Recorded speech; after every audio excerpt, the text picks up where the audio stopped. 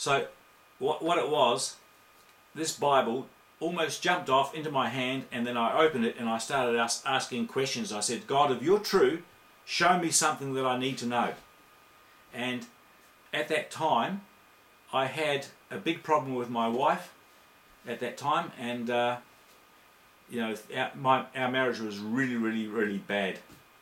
And I said, okay, show me something in the Bible that'll help me understand what's going on. And I heard the voice inside me say, open the Bible and put your finger on the first verse that comes up. And I put my finger there, and it said, forgive him. In other words, her. In other words, it speaks in that language. Forgive him, lest he should feel too much sorrow. In other words, I started to learn forgiveness. In other words, don't hold judgment against a person in the world who's under the same kind of corruption, under the same kind of conditions, under the sinful consciousness, under the corruption of the world. Don't judge that person, because they'll feel very sorrowful. They'll feel very guilty or whatever. Don't judge them. Forgive them.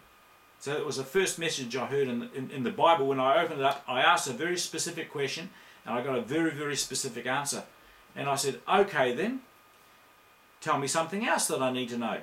And I asked a series of questions, and every time I asked a question, I was told to open the Bible and put my finger on a verse, and it answered me exactly, correctly, to what I felt inside myself. It answered me correctly.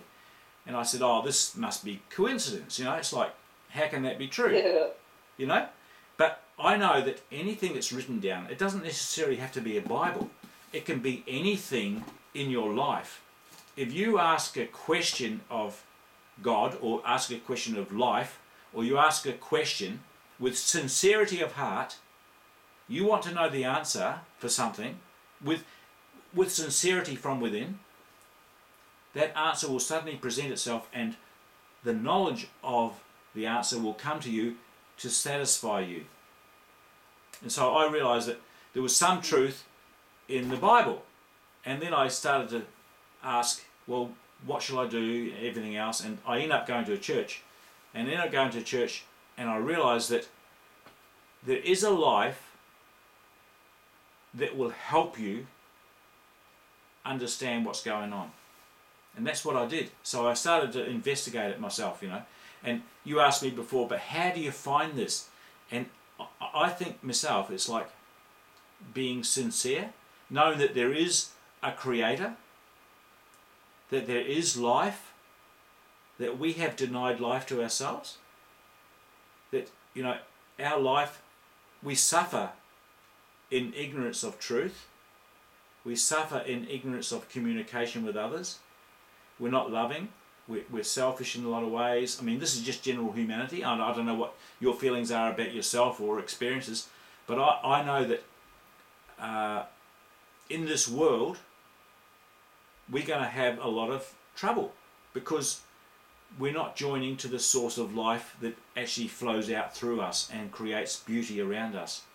And I found that when you join back in to your original heart, mind, true body, communication with the all-being oneness, the law of one, when you start to communicate in truth, what will flow out of you will be the power that creates your circumstances to bring you a harvest of your desires, your true desires, you know.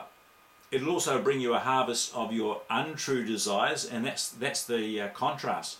It's like, if you desire, say for example, you're a man and you desire and you lust after women, and all you want to do is go and lust after women and lay with women. If that's your desire, that'll be what starts to come into your life. And it's not productive for the spiritual dimension of your life. It's productive for the fleshy dimension of your life. So you've got to say to yourself, well, what is beneficial? What am I here for? Am I here to perpetuate things of lust? Am I here to perpetuate things of thieving or things of lack or poverty? Am I here to perpetuate things that aren't good? Or am I here to actually say, I want to bring forth into my life things which are beneficial to me and to others. Love, peace, joy, goodness, rightness, truth, you know. And you start to say, I want to emanate from my temple, my body. I want to be the emanator, the giver of all of the goodness that is the true divine nature. I want to emanate those things. And for me to do that, I need to transform the things in me that aren't that. This old man used to be, how would you say, caught up in the world of lust and depravity and all of the things that you see happening in the world very prolifically now around the place. You see corruption everywhere. Well, I used to be a part of that. And everyone is or has been. The Bible says you have been running in dissipation up until now, until this moment when you have received Christ as your reality. Christ being the ingathered one. He's gathered everything into himself and he's reconciled everything within himself, and he goes to fill everything everywhere with himself. So everyone on the planet will be participating in the corruption until they decide to participate in the liberty and freedom and purity and goodness and the offering of life to everyone. So your body becomes the temple through which God operates to fulfill the extension of life to everyone. So if I can become the temple of God, or the temple of life, which will benefit me, it'll really benefit me, because what you give away comes home to stay. If you give the thought of immorality, immorality will return to you. Yeah? If you give the thought of purity, purity will return to you. If you give away greed, the sense of lack and hungriness of you need something, that will return to you. So the principles in the Bible are very, very true. It says, as a man sows, in other words, you've got seeds in your bag and you're going to sow seeds into the field. What you sow into the garden, you're going to grow a crop, or you're going to grow a harvest, that which is seeded. In other words, the thoughts of the mind are seeds. If the thoughts of the mind seed into the fields of consciousness, you're going to reap an image or an experience according to the thoughts of your mind. That's what sowing and reaping is. The thoughts of the mind seed into the fields of consciousness. Did you have a question there? I need to know, how can we sow just good seeds because we are programmed and we need to be healed ground. Yes. We need healing. Okay. So what's your name there with the hat? My name is Anka. Anka. I'm Anna's sister. Okay. Yes. I'm older. She's younger. And Anka, you wrote me on the email just recently, yes? Yes, I did. I thought that you are not receiving my emails. I already returned it to you. Did you see it there? Check later anyway. Oh, no, I didn't. Okay. Well, okay. I'll check again. If you didn't get it, let me know. I'll make sure it was sent, okay? Okay. How do we sow good seeds or good thoughts from our mind? First of all, we must receive the thoughts of God. God meaning good. God meaning creator. God meaning your own original self with pure intention to create, which is wonderful and beautiful for you and wonderful and beautiful for others. So the healing comes by saying, I want to make my temple a holy temple for God to inhabit.